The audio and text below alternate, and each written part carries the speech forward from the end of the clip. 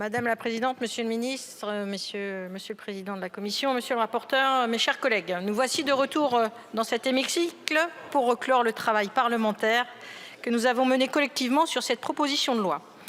Dès le début des travaux, chaque composante politique de notre Assemblée a été associée pour favoriser un débat serein. Certaines positions étaient difficilement conciliables. En effet, le fond de nos échanges était de sécuriser l'ouverture à la concurrence pour les salariés et les usagers, mais certains ont voulu refaire les débats sur le principe même de cette ouverture alors que ce n'était pas le sujet ici, celle-ci étant déjà actée depuis plusieurs années. La navette parlementaire a cependant permis de clarifier et d'enrichir le texte pour parvenir à un compromis ambitieux, notamment grâce au travail des rapporteurs que je tiens à souligner ici.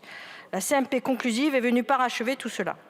Rappelons que les enjeux ne sont pas négligeables tant le réseau de bus francilien occupe une place centrale dans la mobilité de nos concitoyens au quotidien.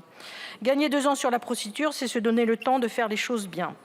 Permettre le transfert de l'ensemble des contrats de travail des salariés au niveau des centres bus et non plus des lignes est une véritable avancée qui sécurise géographiquement chaque agent.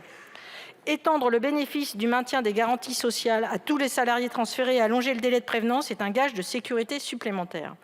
Reste un élément qui a fait débat au sein de la CMP, celui du règlement des différends confié à l'autorité de régulation des transports sur le calcul du nombre de contrats de travail à transférer.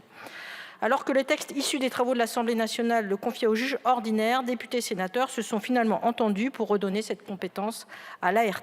Monsieur le ministre, l'enjeu est donc aujourd'hui de donner à l'ART les moyens suffisants pour assumer ses missions après les inquiétudes qu'elle a pu émettre en audition. Un amendement de mon groupe fera une proposition en ce sens lors du retour du PLF en deuxième lecture. Nous serons attentifs à ce que vous puissiez donner suite à cette demande. Toujours dans un esprit pragmatique et de responsabilité, le groupe démocrate votera en faveur de l'accord trouvé sur cette proposition de loi. Je vous remercie.